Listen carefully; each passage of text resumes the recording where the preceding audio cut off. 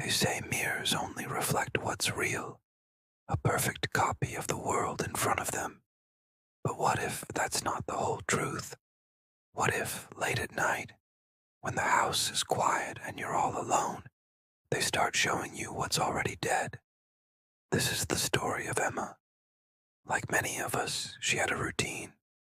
Every single night at precisely 11 p.m., she'd find herself in the bathroom, brushing her teeth, staring into the same familiar mirror. It was just another part of her day winding down. Same old reflection, same old routine. But one night, that routine was shattered. As she mindlessly brushed, a flicker of movement in the mirror caught her eye. It wasn't her own. In the reflection, standing right behind her, was someone else. A girl, pale and gaunt, with long dark hair soaked as if she'd just climbed out of a river. But it was her eyes that truly froze Emma's blood. They were black, empty voids, like ink spilled on glass. Emma's heart leapt into her throat. She spun around, expecting to confront an intruder, but the bathroom was empty. The door was still closed, the air still. There was no one there. Shaking, she told herself it was just her mind playing tricks. Stress, lack of sleep. It had to be.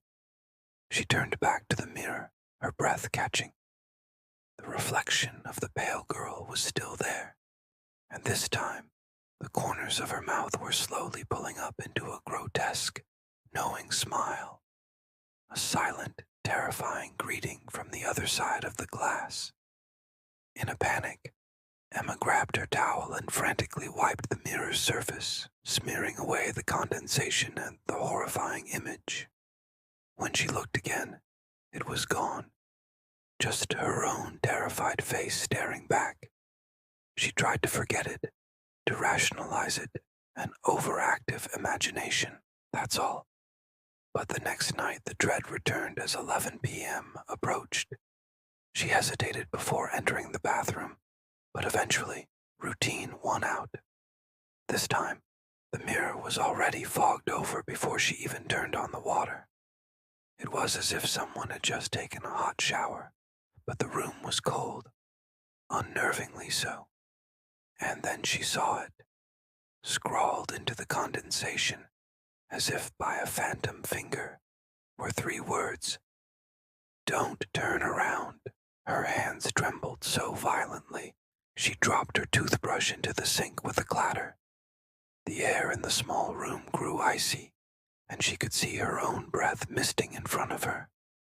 That's when she heard it. A soft, raspy breath, impossibly close. It was right behind her ear. Her eyes, wide with terror, were glued to the mirror. Her own reflection started to move independently. It leaned forward, its eyes no longer hers, its lips parting as if to share a secret. A whisper seemed to emanate from the glass itself, a chilling, spectral voice that said, "You shouldn't have looked." Emma opened her mouth and screamed, a raw, primal sound of pure terror.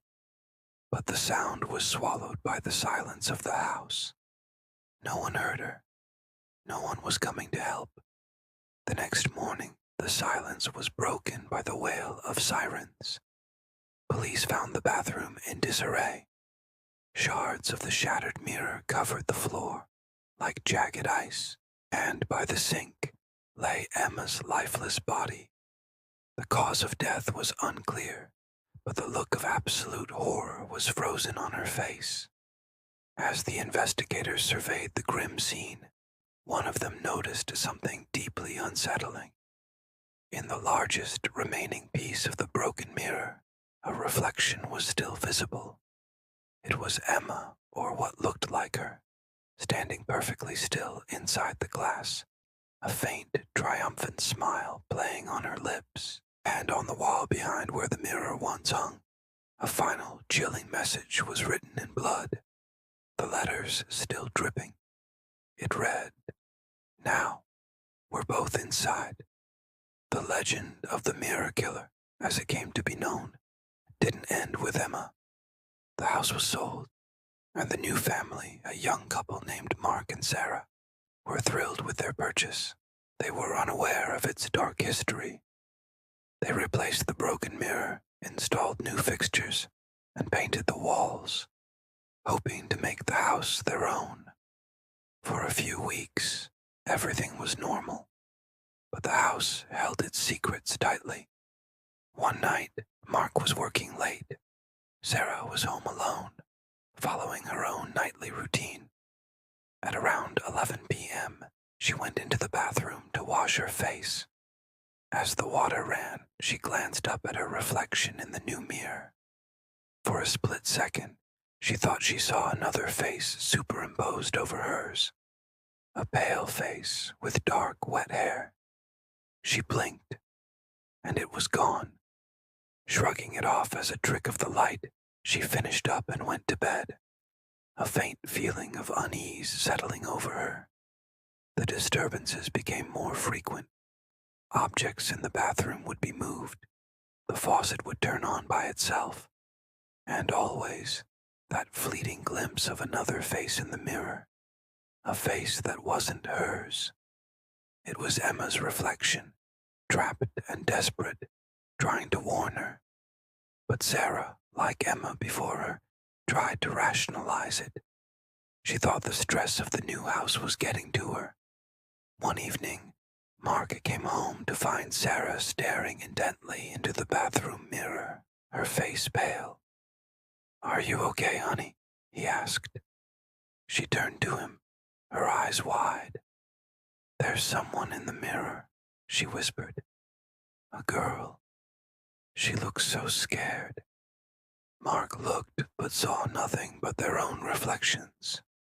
He tried to comfort her, suggesting they see a doctor, that maybe she was just exhausted. But Sarah knew what she saw was real. The warning that Emma's trapped spirit tried to convey was about the other entity, the original one, the pale girl with the inky eyes who had claimed Emma. She was still there, waiting. One night, Sarah woke up to a strange sound, a soft tapping coming from the bathroom. She got out of bed and crept towards the sound. The bathroom door was slightly ajar. Peeking inside, she saw the mirror was glowing with a faint, ethereal light. Drawn by a force she couldn't explain, she stepped inside. The mirror wasn't reflecting the bathroom anymore. It was showing a dark, watery place, and in the center stood the pale girl, beckoning to her with a single skeletal finger. Behind the pale girl, Sarah could see another figure, hazy and indistinct, weeping silently. It was Emma. Her spectral form reached out, her mouth forming a single, silent word, "Run." But it was too late. The pale girl's smile widened, and a spectral hand shot out from the mirror's surface, grabbing Sarah's arm. Its touch was colder than death. Mark woke up the next morning to an empty bed. He found the bathroom door wide open. The mirror was intact, but the glass was cold, almost frozen to the touch. And on the wall, next to the one from before, a new message was scrawled in fresh blood. "More room for company. So, if you find yourself brushing your teeth late tonight, and you happen to glance in the mirror, be careful. Don't look for too long. You never know who or what might be looking back from the other side." Thank you for listening. If you enjoyed this story, don't forget to hit that like button and subscribe for more tales from the dark. Stay safe and check your reflections.